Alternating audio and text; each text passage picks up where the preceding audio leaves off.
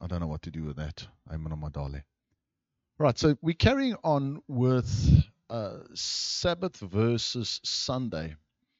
And we live in a world, and I think this message has come at quite a right time if we look at what's going on in the world. I mean, people are wanting peace, but they're creating war. You know, they want to take out certain elements to bring peace, but to do that, you have to make war. You know, so if you look at the riots in America, all they want to do is get people out their country so there can be peace in their country, there can be rest in their country. Israel is bombing Iran because they don't want them to have nuclear weapons. Because why? They want peace in their country. So, talking about the Sabbath is a very controversial topic because immediately what comes to mind is the conflict between churches, the conflict between people's point of views regarding what is Sabbath, what is the Sabbath, and how does this now work, and what is this rest. So we're going to read Hebrews 3 verse 6 and 7, and then we're going to read Hebrews 4 verse 7. So Hebrews 3 verse 6 and 7, but Christ as a son over his own house, whose house we are, if we hold fast the confidence and the rejoicing of the hope firm to the end. Therefore, the word therefore always connects the previous thing. Therefore, as the Holy Spirit says, today, if you will hear his voice. All right. Verse 4 of chapter 4 verse 7 says, and again he designates a certain day, saying in David, today, after such a long time, as it has been said, today, if you'll hear his voice, do not harden your hearts. So the argument around the Sabbath is a day. You know, what day is it? Is it now Friday at 6 o'clock? Is it Saturday at 6 o'clock? Is it Sundays? They're making a huge thing. And suddenly, we've got strife within the church, yet we're all looking for peace. We're all looking for a place of rest. We're looking for that. That's what we want. Now, in Genesis, we see God taking rest, not because he was tired, but because he was satisfied. He was expressed and represented. Expressed is the image. He made man in his image, so he's expressed. God's dominion, his kingdom follows his expression. That's the representation. And then he gave man dominion. So authority, dominion, kingdom follows expression. God is expressed in Adam. He makes him in his image. Now God goes into rest. He takes rest. Not because he's tired. Yes, ek het nou so hard gewerk. You know? I created everything. Oh, I'm tired. No, there's no effort to God. He's self-existing, self-sustaining. He doesn't tire. He doesn't get moeg. His ears don't close. His eyes don't go dim.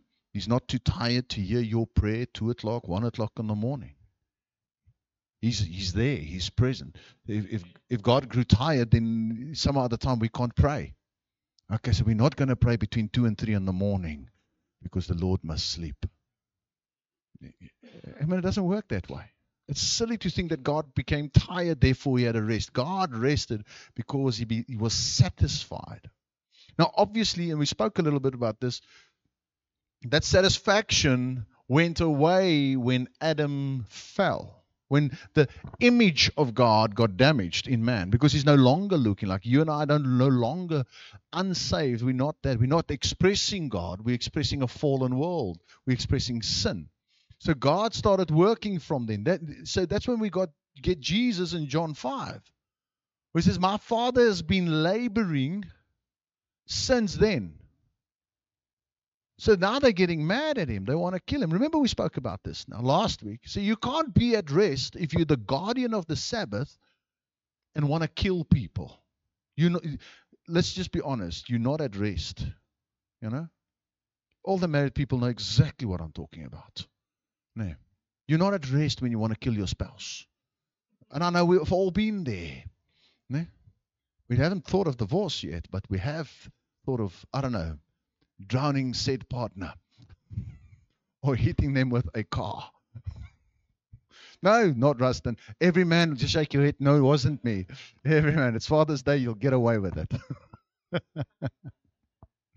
Okay.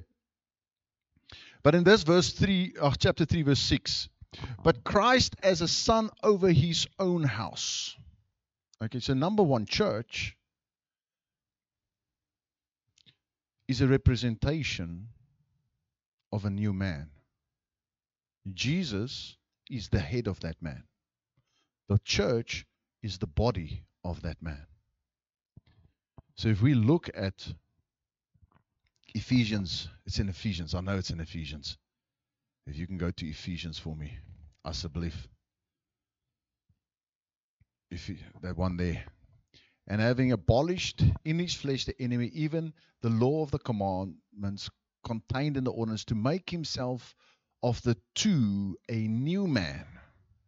The church is a new man. The church represents God, is in the image of God. See, a lot of time in the natural, we look at church and we find the fault. Am I right?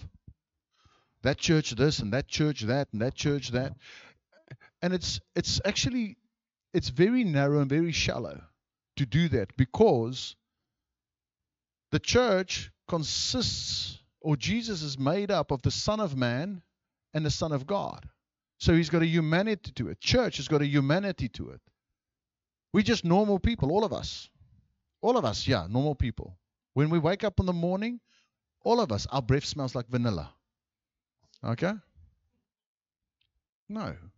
We need to stand behind a toothbrush and get busy. All right. Put that dragon to sleep. That's the dragon in the Bible, if you know that.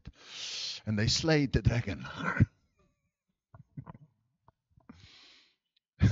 Somebody's getting it. With a toothbrush. The church is the body of Christ. Christ is the head. So the church is the expression of God. Don't look into the flaws of man,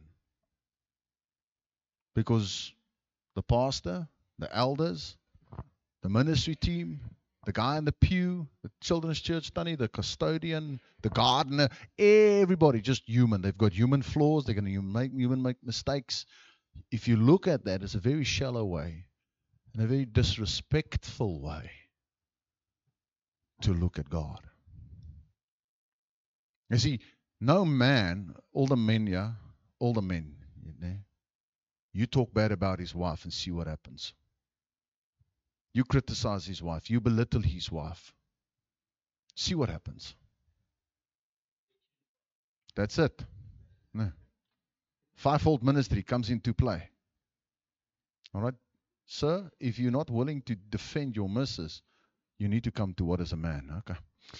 We'll help you sort that out. It is so important to know that this is the bride. The church is the bride of God.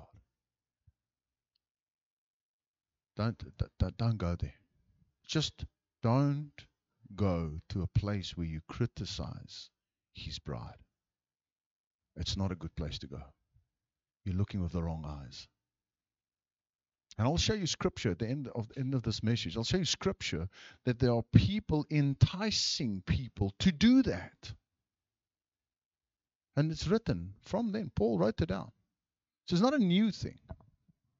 Okay. So the church is the body. The church is, or ought to be, our home. And when we say church, yes, but church is built out of living stones. It's the coming together. Church is the expression. It is the place where we belong. 1 Timothy 3:15. But if you tarry long, that you might know how you ought to behave yourself in the house of God. The church is the house of God, which is the church of the living God.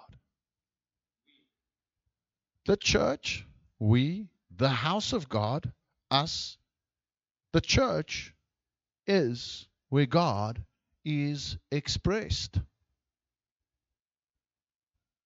When does God rest? God rests when He's expressed and represented. The Sabbath, it's not my Sabbath, not your Sabbath. That word Sabbath means rest, and God rested, and God Sabbathed. Okay? God rested and Sabbathed when in Adam, when He created Adam. Therefore, He created the second man, which is the church, Christ being the head, us the body. He's expressed and represented. Where does God rest? In the church. People are looking for peace. They're looking for rest. There's inside. There's a rest that we seek, we long for. Now, many of us eat our own teeth because we haven't found that rest. That little rat up here never goes to bed because we're looking for rest. But I'm not going to come to church. I'm not going to be part of the church. You've got to be under Jesus. The first thing is you need to be under. What does it mean to be under? Very, very popular word, especially in today's day and age. In submission. Very popular word. You gooi that word out, you see people just manifest, right? Immediately. Immediate. You can tell your wife, submit, woman. You see what's going to happen. Huh? Submission is not a popular word. But being under Christ is being in submission to Him. Well, what does He say? We submit to what? Submit to His rule. You see, image is preceded, goes before, that's the word I'm looking for, goes before dominion. So I'm in the image, but where the image of God goes, the kingdom of God goes, the dominion of God goes. If we are in the image, then we need to come with His dominion, His authority, live our lives according to where He wants us to live. I've got a book in my office. It's called The Spirit-Filled Family, Spirit-Led Family. It was written by Tim LaHaye in the 70s. I promise you, I can give it to any woman to read that book, and she will read one page and throw it in the dustbin. That's how different society is today towards the Word of God. That's how different it is. Because the Word of God makes statements that we do not want to hear today. Number one, I'll give you a couple examples. Please don't get mad at me. I'm just the messenger. It's written in the Bible. It says, woman, submit to your wives. To your husbands.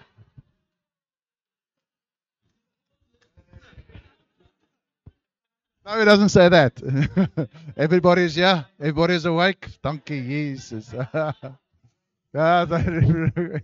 Just go back on the recording, please.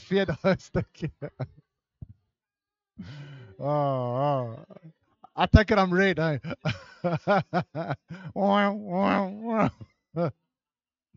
It was an intense moment. Thank you, Lord. Just bro.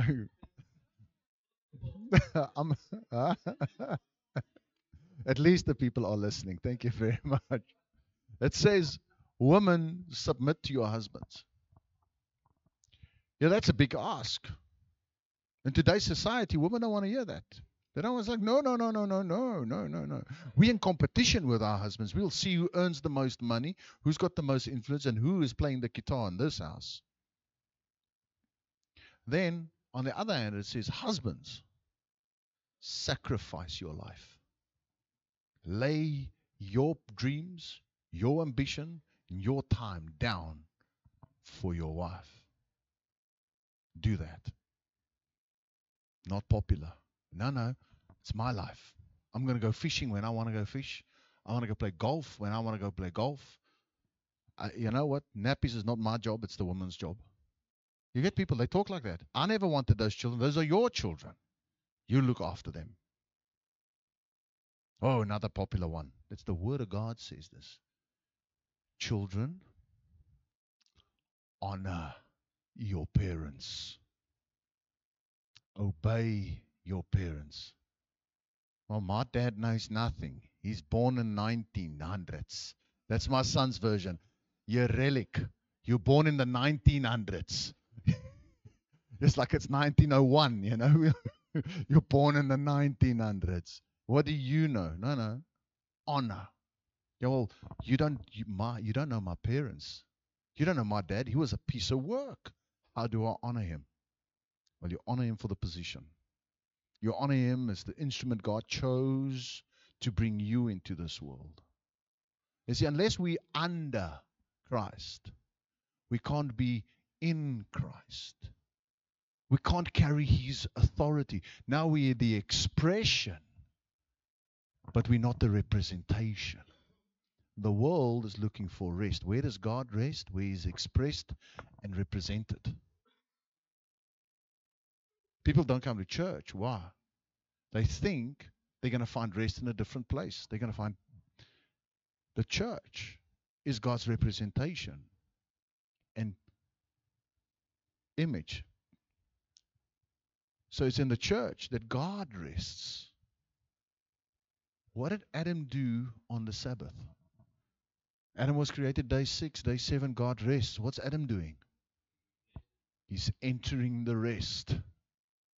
You see, now, that's why in these passages in Hebrews it says today. You're looking for a day? Today. You read that passage tomorrow, you're looking for a day, it says today. If you will hear. If you understand that we are made in the image of God and we must carry the dominion of God. Why is the church? We spoke about God is at rest in the church. The church is the kingdom of God. We spoke about that. So how's the church the kingdom of God? Well, we spoke about the dominion following the image. That's kingdom. But we go to John 3:5. It says, unless you are born again, okay, you cannot enter into the kingdom of God. You see, the kingdom of God in its fullness is not on the earth right now. But the kingdom of God is present on the earth right now. You see, if an animal is born, he's born into the animal kingdom. Am I right? If a man or a person is born into the human kingdom. If you are then born of God, what you're born into? Into the kingdom of God. So it's not one day in the by and by. But the fullness of God's not here, because then what do we do with the passages? We have to pray, let your kingdom come. So there's the kingdom of God on the earth, which is the church. But there is also the kingdom of God that must still come, the fullness, which will happen one day. But right now, in Acts 4:47, it says, and God and the Lord added to the church daily such as would be saved. So you can't enter into the kingdom of God unless you're born again. All right? And then, it says the Lord adds to the church daily such as be those who are being saved. So the word kingdom and church is being used intertwinedly like this. The church is the kingdom of God. It's the expression of God's dominion on the earth. That's where we represent him. It's in church life. I don't want to go to church. I don't need to be a church to be saved. Yes, you're right. You don't need to. You can be saved and walk in the wilderness and never find rest, because God rests in the church, because he's represented in the church. His dominion is in the church. So God is at rest in the church. Adam rests in God's rest. That's where Adam rests. It's God's Sabbath. Adam is in that place. Revelation 1:9. John writes there, I, John, who also am your brother and companion in tribulation and in the kingdom and in the patience of Jesus Christ. So where's John? He's in the kingdom. He's your brother. That means you are in the kingdom of God. The church is the kingdom. They're expressed and represented.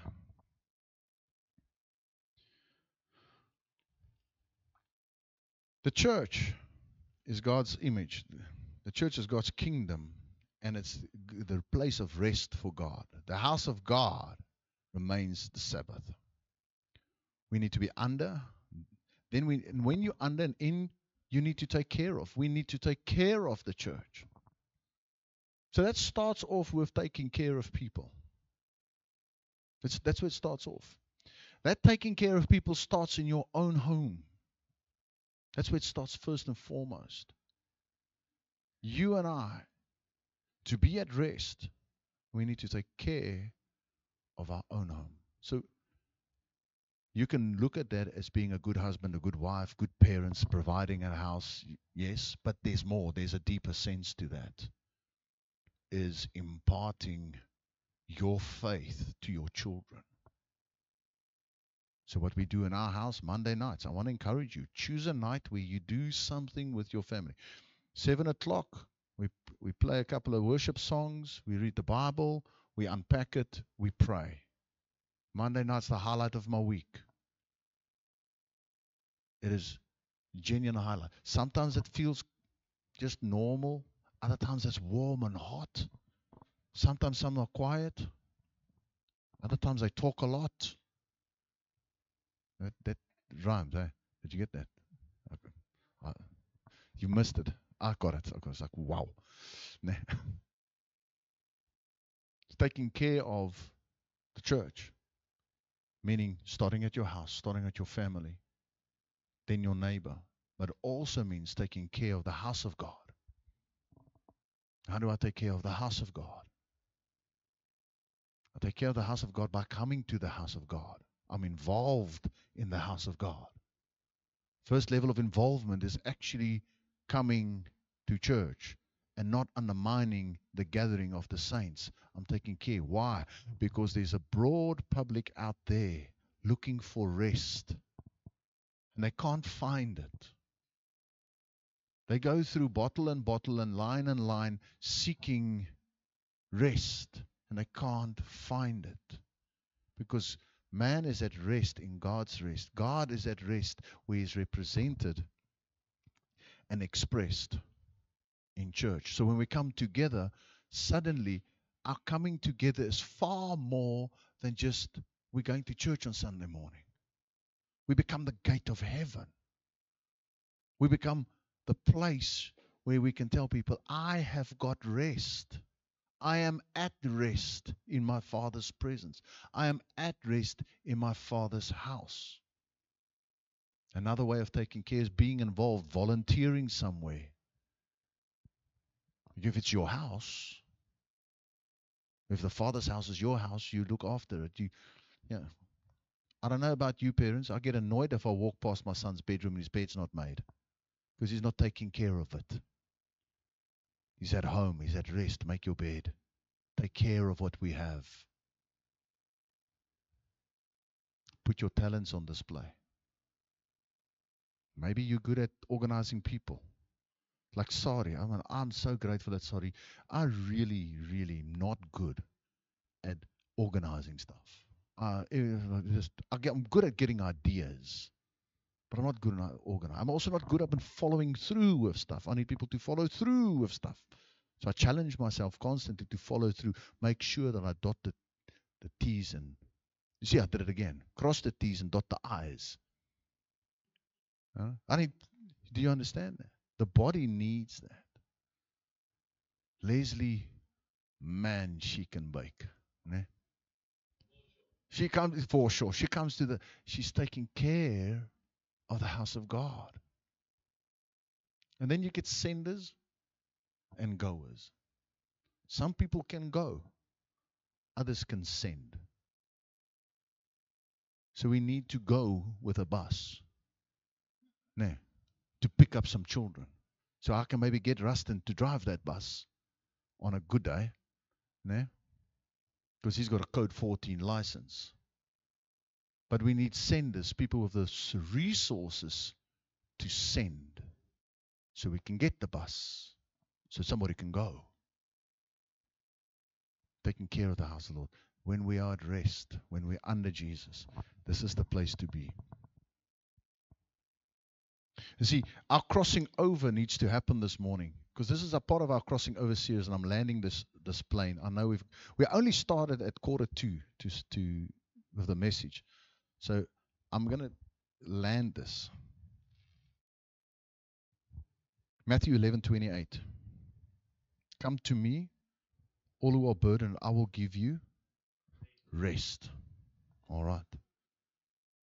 Matthew 12:8. I am the Lord of rest, Sabbath. The word Sabbath means rest. I am the Lord of. Jesus says, I am. He is the Lord of rest. The Lord says, come to me. Where are you going to experience God? Where are you going to interact with God? Where are you going to hear God's voice? At church, in church life. Doesn't mean Sunday. I'm not talking about Sundays only. I'm talking about church life. Being part and parcel of the body of Christ. There's a higher way of thinking of this. In Revelations, we see that Jesus is walking between the lampstands. Those lampstands represent the churches. He's walking. That's where Jesus. Where's Jesus this morning? He's walking out. He's also in Revelation the Spirit that speaks to the churches. You want to experience God? You want to have more of God? You want to bring somebody along because they need God? You bring them to church. You bring them to church life. And lastly, there's a warning. There's a warning when we neglect that. Okay? Paul and Barnabas had an argument. And they went out of rest. Barnabas took Mark. They went there one way. Paul and Silas went to plant churches. It's the last time that we hear of Barnabas, because he rejected the rest, the expression and representation of the church, which is Christ. Okay? We never hear him. Now look what Romans 6 says. This is what we need. This is the warning. If you want to keep your rest, have rest, be at peace. If you are looking this morning for a place where I can be at peace for once in my life, it's church. Here's the warning. Now I beseech you, brethren, mark them which cause divisions. Look, and causes offenses, contrary to the doctrine which you have learned. Mark them. Those that cause what? Divisions. Just go back, sorry. And offenses. Cause offenses. See, how do you cause offense? You start skinnering. You start bad-mouthing the body of Christ. You cause an offense. If Rustin is doing something wrong, keep it to yourself. Go speak to him. Don't go tell the whole world, I think he's doing something wrong. You're causing division and you're causing offense. Mark them, he says. Okay? And avoid them. Paul's writing here. And avoid them. Next one. For they that are such serve not our Lord Jesus. They don't serve Christ, but they serve their own belly. What's he saying? They have got a desperate need and vacuum in the inside of them. Therefore, they're causing division and offenses so that they can be filled. And by the good words and fair speech, deceive the hearts of the simple. So they think other people are stupid. You, the body of Christ, are not paupers. Al die kindertjies van Jesus is nie paupers nie. Nee? You're intelligent.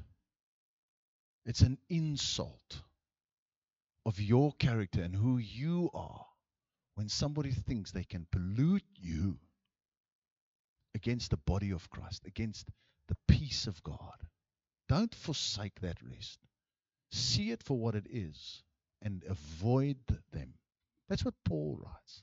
For your obedience is come abroad unto all men. I am glad, therefore, on your behalf, but yet I would have you wise unto that which is good and simple concerning evil. Last thing around that is don't go and look for the enemy and how he functions. Be simple of that. And listen to this.